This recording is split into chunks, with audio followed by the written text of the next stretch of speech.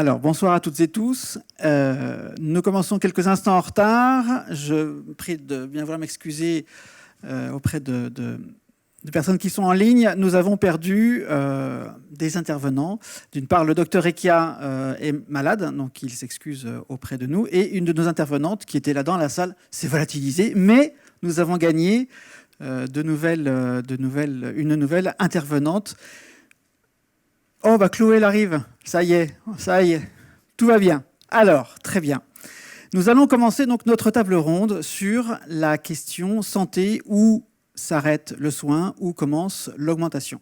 C'est une question qui va prendre de plus en plus de place dans notre quotidien, dans les mois, dans les années qui viennent, avec toutes les améliorations qui vont être portées aux soins, les notions de prothèses, les notions génétiques, toutes ces améliorations qui sont portées par des technologies particulières et qui vont peut-être interroger le rapport que nous avons au corps, ou quand peut-être à un moment donné, une personne qui était handicapée va récupérer sa mobilité ou ce qui l'entravait, pour l'amener à autre chose. Peut-être qu'une personne qui est bien portante se dire « mais moi aussi, je veux cette capacité. Moi aussi, pourquoi moi, qui suis en bonne santé, je ne peux pas acquérir telle ou telle notion ?» Et donc, on touche là cet instant particulier, ce lieu moral particulier, où le soin s'arrête, le soin qui est légitime, et où commence autre chose qui est à explorer. On n'a pas à porter de valeur morale, hein, mais simplement à explorer cet instant. Alors, pour discuter de ces questions, auprès de moi, j'ai donc 4 invités, et chacun va se présenter comme on le fait ici. Fantine, je vous en prie de commencer. Alors, donc Fantine, je suis interne en médecine générale, donc médecin également, comme ma consoeur, et vulgarisatrice sur YouTube, sur la chaîne Fantine et Hippocrate. D'accord. Alors, elle fait quoi, cette chaîne? Juste pour qu'on comprenne bien. De la vulgarisation, un petit peu de debunk, d'idées reçues et de médecine plus ou moins conventionnelle. D'accord, très bien. Merci. Merci beaucoup. Eh bien, moi, je m'appelle Guillaume Loublier, je suis auteur-comédien et je m'intéresse depuis quelques années à ces sujets-là. Et j'ai écrit un spectacle que je joue tous les dimanches à Paris, à la Comédie de Trois Bornes à 15h, sur le destin de l'humanité sous l'évolution des technologies de plus en plus présentes. Voilà, très bien. Et ce spectacle que les mondes anticipés ont produit l'année dernière à Pau, voilà, qui s'appelle R, Artifice, Intelligence et Rire. Et ce spectacle qui fait partie des 4 spectacles qu'on essaie de proposer au sein des mondes anticipés. On n'a pas pu le faire ici parce qu'il y avait une salle qui aurait pu servir mais qui n'était pas prête. Mais l'année prochaine, je compte bien pouvoir présenter au monde anticipé les spectacles de Guillaume et de ses camarades. Merci. Diane. Alors, je suis un peu à l'improviste ici, là. Mais c'est parfait. Alors, je suis médecin généraliste et spécialiste en aéronautique et aérospatiale. Et à ce titre, je travaille depuis un certain temps en prospective avec mes amis Olivier, Christian. On essaie de penser l'avenir, l'avenir tout court. Mais moi, ce qui m'intéresse, c'est l'avenir de l'humain là-dedans. Donc voilà, je vous apporterai un regard là-dessus si c'est ce qui vous intéresse. Merci Diane. Et donc, Chloé. Bonsoir. Moi, je suis donc Chloé Lusange, je suis designer. J'ai fondé les Symbionautes, qui s'intéressent tout particulièrement à la création d'inspiration biomimétique. Donc, comment s'inspirer du vivant et de ces 4,5 milliards d'années d'innovation pour repenser les métamorphoses du monde de demain. Et à ce titre, j'ai notamment imaginé et créé la cartographie des futurs qui est présentée à l'extérieur dans le hall. Très bien, merci. Alors peut-être pour commencer, le soin, il a commencé quand, en fait? À quel moment est-ce que l'humanité a commencé à se soigner? Donc là, c'est peut-être les 2 médecins qui peuvent répondre. Je crois qu'on a toujours essayé de soigner les siens, hein. Ceux qui n'étaient pas morts dans le combat ou sur le terrain, ont toujours recherché ou ont été aidés par les autres. Je pense qu'on ne tuait pas les gens qui étaient blessés. On essayait, et on le voit d'ailleurs sur des momies, enfin, c'est des personnages très anciens, on voit qu'il y a des réparations qui ont été faites. Donc c'est quelque chose qui est déjà millénaire maintenant. On n'était pas là avant. Merci. Oui, Fantine. On a aussi, du coup, en paléoarchéologie, pas mal de preuves de ce genre de choses. Du coup, même, on parle des momies de l'Égypte antique, mais même bien avant, en remontant jusqu'au début d'Homo sapiens, en fait, on a des preuves d'utilisation de plantes, notamment de plantes dont on sait qu'elles ont des propriétés parfois antibiotiques, antiseptiques. Et on a aussi des preuves, comme ce que vous disiez, de consolidation de fractures, dont on sait qu'elles sont quasi impossibles dans un fémur fracturé. On sait très bien qu'un Homo sapiens avec un fémur fracturé, seul, il meurt. Et du coup, ça, d'ailleurs, c'est ce dont certains scientifiques disent que c'est la preuve de l'apparition des premières civilisations. C'est le fait que des individus puissent survivre avec ce genre de fracture. Et du coup, le soin, en fait, il est inhérent même à la vie, parce que les animaux aussi se soignent. Les animaux aussi utilisent des plantes, utilisent tout un tas de stratagèmes pour survivre aux maladies, aux blessures. Donc le soin ne serait pas le propre de l'homme ? Non, pas du tout. Pas du tout. D'accord, très bien. Alors, cette question de soin, elle est très intéressante parce qu'elle est souvent citée comme un des arguments allant dans le sens de l'augmentation. C'est-à-dire que pour certaines personnes qui sont des promoteurs ou des enthousiastes des technologies, disent « mais à l'instant même où l'humanité a appris à se soigner, elle a commencé à s'augmenter. » Et de parler, alors ça c'est quand même assez récent au niveau de l'histoire de l'humanité, mais les lunettes sont une augmentation. Alors ça c'est une vraie question. Est-ce que pour vous, est-ce que le soin, et je sais que Guillaume a beaucoup travaillé sur cette notion d'augmentation de l'individu humain, est-ce que le soin est une augmentation ou est-ce que le soin est autre chose ? On l'a vu peut-être, est-ce que c'est le propre de la vie ?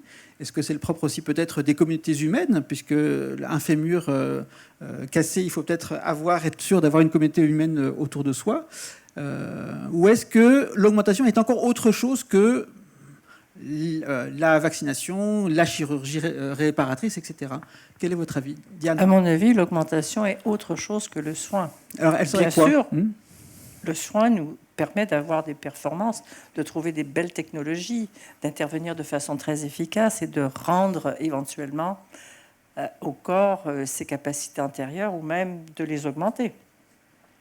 Mais la partie subséquente, tu dis l'augmentation. Non, l'augmentation, c'est par exemple d'installer un œil qui pourrait voir en caméra 3D de tout, qui pourrait voir la nuit sans autre performance que celle-là, ou alors d'ajouter à un membre des prothèses qui lui permettent d'avoir des performances ultra extraordinaires.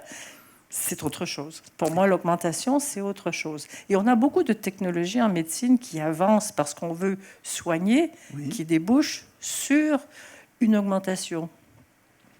Et là, je vois par exemple les recherches qu'on fait sur la génétique, où on sait développer des œufs embryonnaires, par exemple. Et ben, maintenant, on va les sélectionner. On va vous faire choisir dans un catalogue les yeux, la taille, la couleur des cheveux. Pour moi, ça, c'est de l'augmentation. Ça n'est plus du soin. D'accord. Donc en fait, quand la notion de choix apparaît, peut-être c'est un des facteurs, sans doute. C'est un des facteurs, oui. Oui, vouloir être augmenté, c'est-à-dire passer au-delà de. D'accord. Chloé, je crois que tu voulais réagir. Oui, pour moi, il y a l'augmentation, ça a trois strates, on va dire. Il y a l'augmentation du soin, mais le soin dans le sens régénération, dans le sens réparation. Et là, c'est probablement ce que vous dites, et c'est là qu'on se rejoint. Mais le soin existe, comme vous le disiez, Fantine, aussi dans la nature. Et à partir du moment où on ne prend plus des peaux de banane pour couvrir des plaies, et qu'on commence à devenir dans l'ère de la technologie, de la science, on est déjà dans l'augmentation. Donc le soin régénérateur est une augmentation. Il y a l'augmentation, on va dire, qui nous emmène encore plus loin, qui transcende on va dire, le côté divin du corps, où vraiment on va aller chercher à être plus puissant et plus qu'un homme simple. Et il y a l'augmentation qui va encore beaucoup plus loin, c'est celle de la mortalité, ce qui correspond au concept d'immortalité, mais sans le côté métaphysique de la chose, donc la mortalité. Mais pour moi, tout ça recouvre l'augmentation. Donc, tu aurais quand même tendance à dire que le soin est une augmentation. Le soin, à partir du moment où on est sur un progrès, sur une technologie, sur quelque chose de fabriqué humainement, oui. L'augmentation n'a pas une connotation forcément négative. L'augmentation régénératrice et moralement, éthiquement, enfin moi j'ai envie de dire que c'est plutôt une bonne chose. L'augmentation, à partir du moment où on veut devenir immortel, ça commence à toucher à... Et oui, alors moi j'ai plus de questions que de réponses, mais c'est vrai que c'est bien. Mais c'est vrai que tu citais donc le fait de porter des lunettes. Moi, ce que j'adore avec ce débat sur le transhumanisme, c'est que ça nous pousse à réinterroger des concepts qu'on pensait logiques. Ça nous paraît logique, nous, d'aller chez notre médecin pour retrouver des capacités qu'on a perdues, mais c'est pas si logique que ça, hein, selon moi, en tout cas, avec les recherches que je fais en ce moment. C'est-à-dire qu'on part du principe qu'il y a une norme un peu implicite qui considère, sans savoir pourquoi, qu'on a un droit absolu à retrouver nos capacités qu'on a perdues. Mais on pourrait aller vers quelque chose de beaucoup plus radical, et je paraphrase Antoine Viseur, un membre de l'association française transhumaniste que j'ai eu la chance effectivement d'interroger. On pourrait aller vers quelque chose de plus radical et dire que porter des lunettes, eh ben non, c'est pas si c'est vouloir rester jeune. Et pourquoi le fait de porter des lunettes aurait-il meilleure réputation que le fait de se taper des chirurgies esthétiques à foison alors qu'on n'est pas handicapé, qu'on n'est pas accidenté, qu'on n'est pas malade, puisque dans les deux cas, la motivation est la même, vouloir rester jeune, lutter contre les effets du temps sur le corps. On pourrait très bien tenir les mêmes propos qu'on tient aux personnes qui portent des lunettes qu'à celles et ceux qui font des chirurgies esthétiques. Arrêtez de vouloir rester jeune, c'est normal de bien voir à 20 ans, c'est normal de moins bien voir à 40. Et donc, c'est ces trucs-là, enfin, ce qui signifie quand même que là, on est en train de parler de choses qui, finalement, reposent sur des normes qui sont humaines, fixées de manière totalement arbitraire. Il y a des lois physiques qui sont incontestables. La vitesse de la lumière, c'est comme ça, c'est pas autrement. Là, la distinction entre réparation et augmentation ou amélioration, on est obligé de reconnaître un petit peu que ça repose sur des appellations et que chacun, enfin, c'est un curseur qu'on peut bouger selon ses propres affinités. Oui, Fantine, oui. Non, justement, je vous rejoins parfaitement sur ce point-là. J'y réfléchis dans le train, du coup, en fixant le paysage, en me disant, mais en fait, et j'en suis venue, vous en aviez parlé, à la vaccination. Parce que la vaccination, mine de rien, ça fait 200 ans que ça existe, à peu près, à la louche, 250. La vaccination, l'idée, c'est quand même de défier, ce que vous disiez aussi, de défier la mort. Parce que on n'est pas censé résister naturellement à la variole, on n'est pas censé résister naturellement à la rougeole, et pour autant, passé 18 mois, 98% de la population française ne peut pas mourir de la variole. Et c'est pas naturel du tout. La question, c'est à partir de quel moment on considère qu'on est dans le... Parce que c'est une augmentation, c'est une capacité supplémentaire qu'on se rajoute d'être capable de résister à telle ou telle maladie. Est-ce que c'est du soin préventif ? Est-ce que c'est de l'augmentation ? Encore une fois, ce que vous disiez, c'est plus, je pense, une question de curseur que de vraies différences qualitatives. Ce qui veut dire que le curseur, aujourd'hui, en 2022, est en train de bouger ? Est-ce que le curseur qui distinguait effectivement le soin de l'augmentation était peut-être plutôt du côté du... on va dire le curseur était majoritairement le soin, c'est le soin. Effectivement, la vaccination, la chirurgie réparatrice, on soigne. Et tout d'un coup, on s'aperçoit, parce qu'il y a des nouvelles capacités qui sont en train d'émerger, où on se dit, mais finalement... Eh bien non, la vaccination apporte une amélioration, donc c'est une augmentation par rapport à la nature humaine. Donc on est en train de faire bouger le curseur, mais il peut bouger encore très longtemps peut-être, ce curseur. Je pense que le curseur, il bouge en fonction des évolutions technologiques. C'est-à-dire que, par exemple, une question qui, pour le coup, est un peu touchy, mais qui montre bien ce curseur, c'est la question de la PMA pour toutes. C'est quelque chose qui technologiquement, on est capable de faire en sorte qu'un couple de femmes puisse avoir un enfant avec un don de sperme. C'est pas naturel au sens biologique du terme, c'est-à-dire qu'au sens biologique, il faut un spermatozoïde, un ovule, et en théorie, un rapport sexuel entre un homme et une femme. Mais nos sociétés ont évolué pour accepter les communautés LGBT LGBT et pour être en faveur de celle-ci. Et ça, c'est quelque chose, même si technologiquement ça avait été possible, sociétalement, si on avait voulu faire ça il y a ne serait-ce que 50 ans, on n'aurait jamais pu imaginer, on aurait dit c'est de l'augmentation. On va à l'encontre de la nature et donc du coup, c'est pas du soin. Sauf que c'est remboursé. Donc c'est aujourd'hui considéré comme du soin, en tout cas par la sécurité sociale en France. Ouais, avec une loi française qui a mis du temps à réagir et qui a réagi a posteriori et non pas a priori. Et en fait, là vous avez dit, il y a cette notion effectivement de qu'est-ce qui est naturel. Et c'est la société qui s'est dit ah ben non, aujourd'hui oui, enfin aujourd'hui non, mais finalement demain oui. Et Diane, tu as parlé effectivement de l'eugénisme, donc de l'augmentation génétique. Et on a discuté dans nos ateliers pour le CNES sur l'éventualité d'augmenter peut-être les astronautes pour leur donner des capacités de réparation de l'ADN pour mieux résister à des séjours longs dans des environnements qui ne sont pas faits pour Et pour moi, ça correspond à l'augmentation. Donc, effectivement, ça là, ne correspond pas aux soins. D'accord. Maintenant, on peut vouloir, je veux dire, on aura besoin peut-être. Hein, mais pour moi, ce n'est pas du soin. Est-ce que c'est pas du soin parce qu'il y aurait une notion de nécessité vitale, peut-être ou... Y a pas de... C'est-à-dire que le soin, pour moi, intervient après la maladie. Il y a un soin de prévention, c'est celui de la vaccination. Pour moi, ça reste dans le cadre du soin. Il n'y a qu'à voir des gens handicapés par la rougeole pour savoir que c'est pas très sympa, hein, ou de la polio.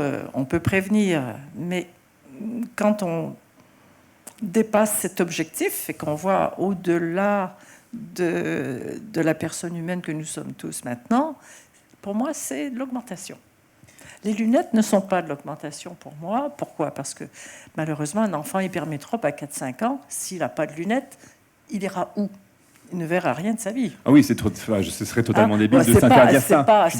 C'est pas la myopie qui arrive un peu plus tard dans la vie où on a fait sa vie à peu près. On a étudié, on peut lire. Bon, c'est pas pareil. Là, c'est vraiment du soin.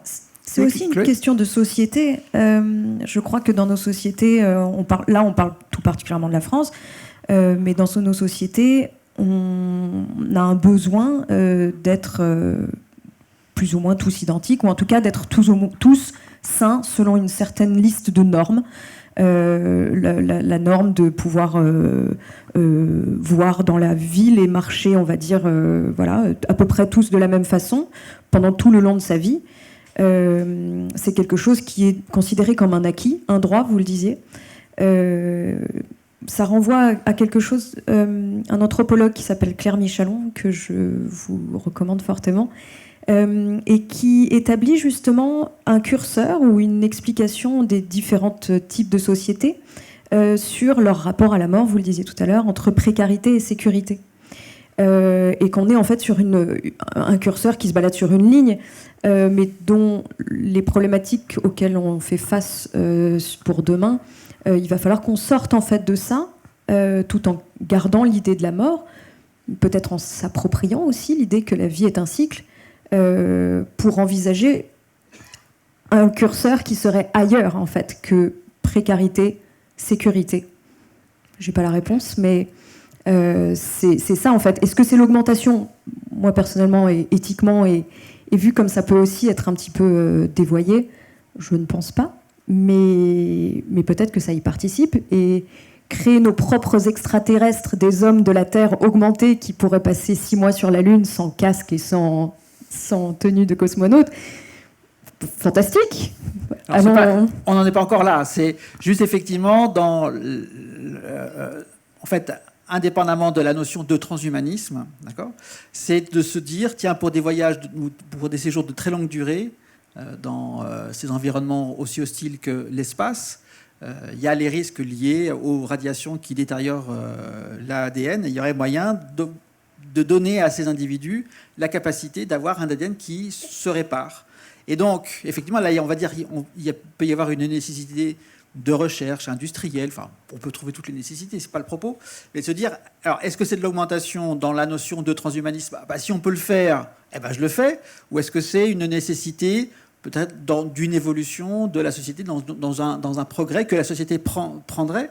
C'est la même question que se pose d'ailleurs, les différences que se posent entre l'Occident et peut-être des pays comme la Chine, où en Occident on dit le soldat on ne l'augmente pas, en tout cas on va lui donner des capacités avec de la mécanique, donc des exosquelettes, et on pense savoir que dans certains pays comme la Chine, l'augmentation génétique est envisagée parce qu'ils ont peut-être pas non plus le même rapport au corps que nous.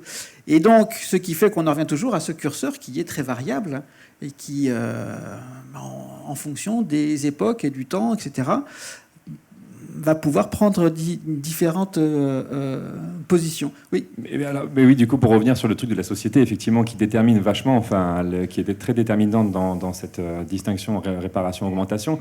Aujourd'hui en France, enfin pas aujourd'hui en France, mais disons la chirurgie esthétique, pour revenir là-dessus, à la base, si je ne me trompe pas, sauf erreur de ma part, elle est destinée aux gueules cassées, aux soldats qui sont abîmés par la guerre et qui veulent replacer une mâchoire, redonner de la dignité à un visage pour que la personne puisse réintroduire la société civile correctement. Ça, c'est l'usage thérapeutique, médical, réparateur. Et dès lors qu'une personne va utiliser la technologie, la médecine ou la science pour se bricoler le cerveau ou le corps, alors qu'il n'est pas accidenté, pas malade, pas handicapé, on bascule dans la colonne augmentation-amélioration. Mais aujourd'hui, un même soin de chirurgie esthétique peut être vu à la fois par certaines personnes comme de l'augmentation et de l'amélioration et par d'autres comme de la réparation.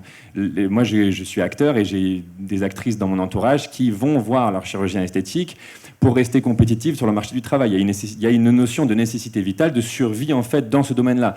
Et c'est parce que la société elle-même le détermine comme ça. Donc vraiment, la société a vraiment un sacré rôle, une sacrée fonction dans ce truc-là.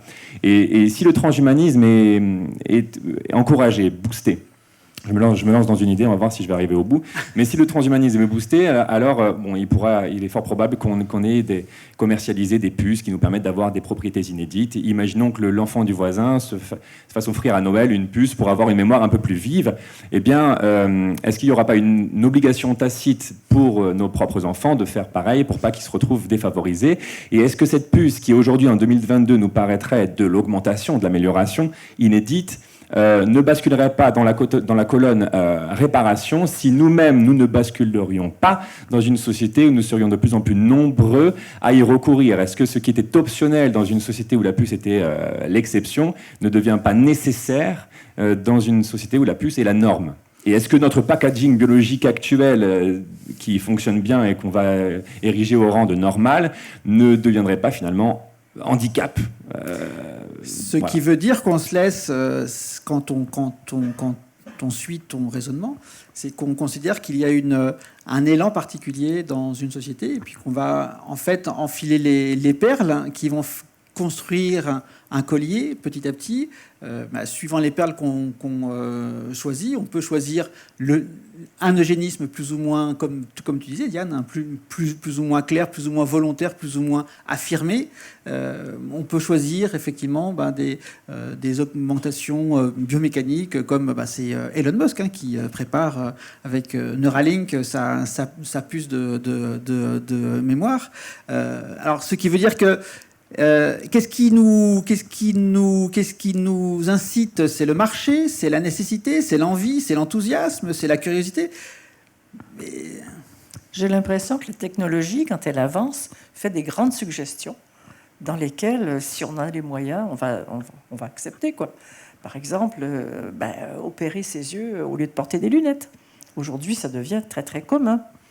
Ce qui n'était pas le cas il y a 10, 15 ans, 20 ans. Maintenant, c'est mieux de ne pas porter de lunettes. C'est joli, c'est mieux, peut-être. Je ne fais pas de notion de valeur, là. Et pour en revenir, par exemple, à nos astronautes qui partiront, puisqu'on en a parlé tout à l'heure. Et qu'on va en parler juste après la table ronde dans Bienvenue à Gattaca, qui est le principe du film. Voilà. Donc, il faut savoir que quand on choisit les astronautes aujourd'hui, on a la possibilité de regarder dans leur panel génétique s'ils seront résistants aux radiations. C'est-à-dire que si leur ADN se régénère devant une radiation. S'il ne se régénère pas, ce n'est pas un candidat valable pour le moment. On pourra peut-être, et on sait qu'il faut se protéger des radiations, hein, évidemment. On n'est pas encore au stade où on est des surhommes, là, voilà. Donc, je voulais vous le dire, ça fait quand même partie des choses qui font partie de la sélection de nos astronautes, quand même, de la recherche génétique. Alors, effectivement, donc là, on a cette maîtrise, on va dire, de la science médecine qui permet de faire des sélections dans un cadre particulier. Donc là, on est resté, on va dire, sur de la mécanique anthropocentrée. Est-ce qu'on pourrait imaginer, Chloé, qu'au niveau du biomimétisme, je vais y arriver, on imagine des augmentations en se disant, bah, tiens, ça, si on allait le chercher dans le monde animal? Moi, déjà, je trouve ça assez drôle, le concept de Neuralink, de mettre une puce dans nos cerveaux pour finalement être tous interconnectés et finalement devenir une ruche d'abeilles. Ce qui est intéressant, en fait, dans le concept de l'augmentation, et c'est quelque chose sur lequel on tâtonne tous, mais l'humain va utiliser de la matière. Dans tout ce qu'il fait, on utilise de la matière pour créer de l'énergie, pour créer de l'information. La nature fait exactement l'inverse. Elle commence par l'information de tout, une connaissance absolue, qui va créer de l'énergie, qui va créer de la matière, qui va créer de la vie. Ce que je trouve intéressant dans l'intelligence artificielle, que je vais un petit peu dériver vers l'intelligence universelle, même si ce n'est pas exactement cette définition, mais ce serait intéressant finalement de retourner ce processus pour pouvoir finalement comprendre intégralement notre corps, utiliser intégralement notre corps tel qu'il est, avec ses petits bobos et avec ses forces, avec des gens qui sont capables d'aller sur la Lune et des gens qui n'en seront jamais capables, et finalement de faire quelque chose déjà à son échelle individuelle pour que le tout soit augmenté, enrichi. Et c'est dans ce sens-là que je dirais que l'augmentation biomimétique, si on fait serait intéressant, pas au niveau individuel, comme pourrait le prôner le dieu technologie, mais au niveau plutôt de l'individu dans l'univers, dans le cosmos, et finalement revenir à notre place en tant qu'être humain et en tant qu'animal. Fantine, tu voulais... Justement, sur cette idée de collectif, parce on parlait tout à l'heure d'eugénisme et de sélection, même au niveau embryonnaire, on sait que c'est possible, hein, on sait qu'on peut le faire, on le fait déjà, justement. Au niveau collectif, justement, une maladie, par exemple, qui pourrait, si on le souhaitait, être totalement éliminée, c'est par exemple la trisomie, quasiment éliminée, c'est la trisomie, par exemple, dont on sait très bien la détecter in utero et dont on propose, quand il y a une trisomie, aux femmes, enfin aux couples, de faire une interruption de la grossesse. La question, du coup, ça pose tout un tas de questions éthiques. Est-ce que c'est souhaitable qu'on le fasse de manière systématique? Est-ce que c'est souhaitable que ce genre de maladie soit éradiqué pour la communauté? Parce que le coût de ce genre de maladie mentale pour la société est très évolué. Mais quelle est la place et le rôle du libre arbitre de chacun vis-à-vis de ça?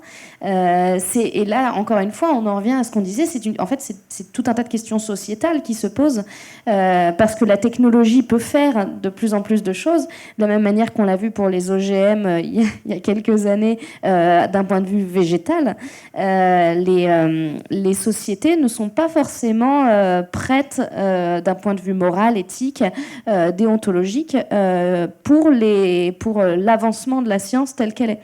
Et peut-être que la science va pas forcément trop vite, mais propose des choses auxquelles la société n'est pas encore prête. C'est ce que disait Diane. Voilà, la science ouvre des horizons et c'est à la société et au libre arbitre de faire son choix. Donc il y a ce double mouvement entre le choix global et le choix individuel. Oui. Juste pour répondre ou rebondir plutôt, il faut aussi prendre en considération que on a besoin de nos handicapés. On a besoin de nos gens qui sont forts, on a besoin de nos gens qui sont faibles, on a besoin d'avoir la représentation qui fait qu'on est aussi l'humanité. Et c'est drôle et presque vulgaire, en fait, de penser qu'on peut tous être pareils et qu'on devrait tous être pareils. C'est vrai que par rapport à la chirurgie esthétique que tu citais. Quand on va sur certains réseaux sociaux, on peut voir des profils esthétisés où les personnages se ressemblent tous, parce que ce sont les mêmes codes esthétiques qui sont appliqués sur n'importe quel visage, et il y a une forme d'autorité, une forme de dictature de l'esthétique. Est-ce que là, on va dire, bon, même si ça fait des drames sûrement chez des jeunes gens qui, coûte que coûte, veulent ressembler à certains canons, est-ce que quand on va passer du corps, à de l'apparence physique, à des choses beaucoup plus au niveau du corps somatique, ça peut poser quand même là une grande violence, effectivement, dans la diversité que doit être, peut-être. Il y a peut-être des personnes qui ne veulent pas de cette diversité. C'est-à-dire que là, il y a aussi une interrogation de la société. Est-ce que nous voulons, est-ce que nous devons rester multiples, différents Juste d'un point de vue biomimétique, excuse-moi, mais dans la nature, quand une espèce procrée au sein toujours de la même espèce avec les mêmes individus, au final, il y a un moment donné où son ADN se stabilise et où elle meurt, en fait, parce qu'elle n'a plus justement cette diversité. D'accord, très bien. Oui, que la diversité, ça fasse partie de la nature et de la nature humaine, et que c'est une très belle chose, et que nous, humains, nous sommes amenés à composer avec les aléas de la vie, avec nos complexes, les choses physiques ou intellectuelles qu'on n'aime pas. Moi, je trouve que c'est effectivement... je suis en accord avec ça. J'ai perdu mon papa il n'y a pas très longtemps dans des conditions pas très sympathiques, mais pour autant j'ai vécu à son chevet des moments de réalité, de vie, d'émotion, et un contact avec le réel assez incroyable. Voilà.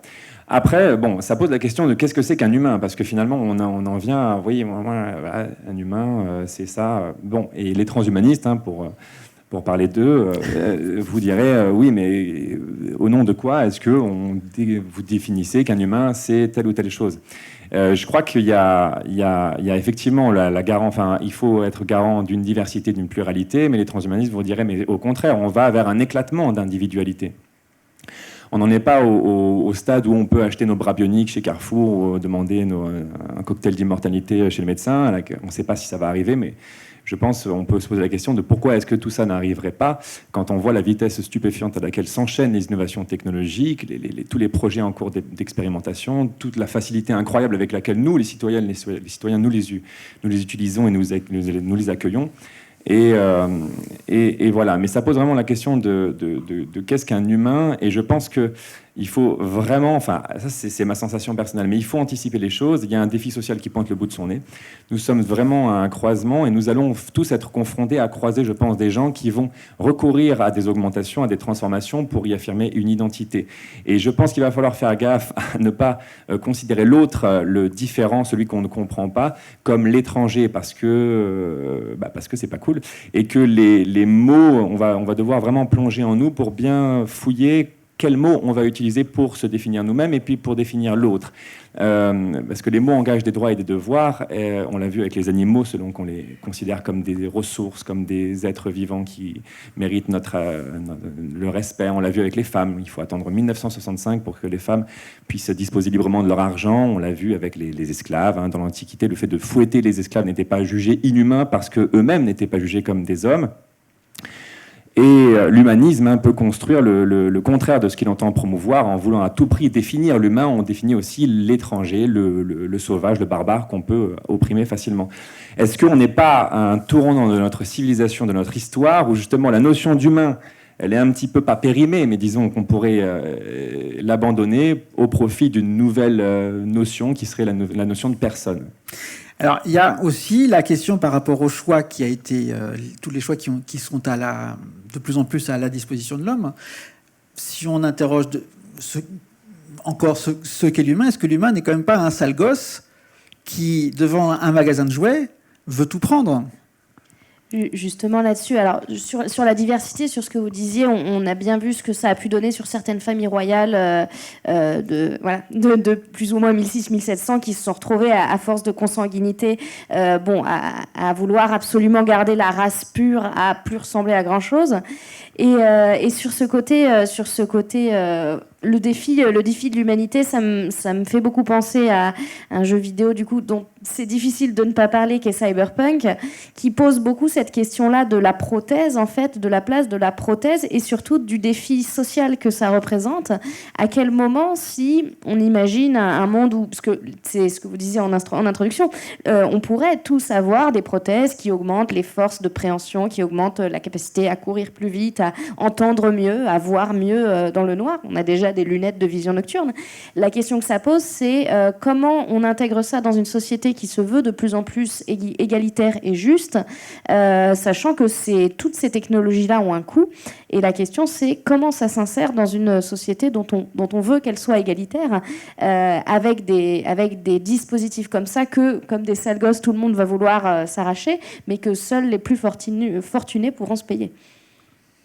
Alors, il y a Kate Chambers, donc l'autrice américaine, qui dans son dernier bouquin, Comprendre si par bonheur, qui raconte une aventure dans l'espace, et les astronautes, en fait, en fonction de la planète où ils vont, le temps du voyage, qui dure plusieurs mois, etc., parce que voilà, on peu importe, leur corps s'adapte, c'est-à-dire qu'il y a une génétique adaptative en fonction de l'environnement dans lequel ils vont être. Et quand ils arrivent sur une planète qui est particulièrement sombre, eh bien, leur peau acquiert une brillance particulière et leurs yeux, etc. etc. Et ils vont changer comme ça en fonction du lieu dans lequel ils vont. Et là, effectivement, elle a détourné le problème parce qu'elle a mis la question de la modification génétique dans un environnement qui est non commercial, où effectivement c'est la mission qui est prioritaire, et tout d'un coup, elle est vraiment, dans sa narration, elle est pleine de bonnes intentions, elle est respectueuse de la personne, mais elle laisse passer que finalement, si on en a besoin, on augmente, on se modifie, parce que la finalité vaut le coup.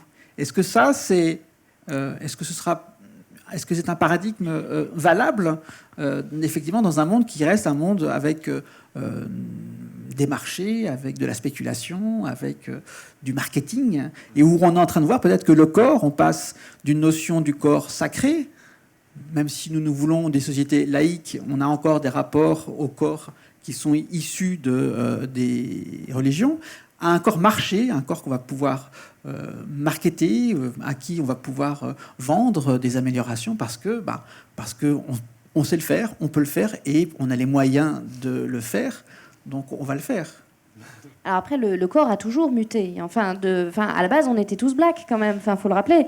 Et du coup, les humains, enfin les Homo sapiens, et bien avant les autres espèces d'Homo, ont toujours muté. Ils se sont toujours adaptés aux différentes circonstances. Le seul problème de l'adaptation naturelle, c'est qu'elle est longue et que l'humain est impatient. Et que notre société construit aussi des humains impatients. Et la question, et là c'est vraiment une question philosophique, la question étant de savoir, est-ce qu'on veut aller plus vite que ce que l'évolution naturelle nous permettrait ? Est-ce qu'on le désire en tant que personne individuelle, en tant que société, en tant que culture ? Est-ce que c'est quelque chose qu'on souhaite intégrer à notre quotidien ? Très bien. Diane, je crois que tu voulais... Oui, moi je m'émerveille de la différence de l'humanité. Vraiment, nous sommes différents. Indiens, Africains, Blancs du Nord, Blancs du Milieu, Blancs à l'Est. C'est pas pareil. Et moi je m'en émerveille. Et je ne trouve pas que la norme s'impose. Je trouve ça trop beau, cette différence, franchement. Voilà. Maintenant, si on veut, à l'intérieur de toutes ces différences, en choisir des plus excessives, si on a les moyens de se le payer, si la société nous l'autorise, je ne sais pas pourquoi non. Mais je trouve qu'il y a des normes qui rendent les gens très malheureux. si on n'a pas le nez droit, si on n'a pas le visage égal, si on n'a pas la bonne taille, si on a un peu de trop de poids, ou alors pas assez, c'est quand même des choses qui font souffrir les gens. Moi, je suis médecin d'abord. Je vois que les gens souffrent de ça. Et ils vont aller dans une quête de la différence ou de la...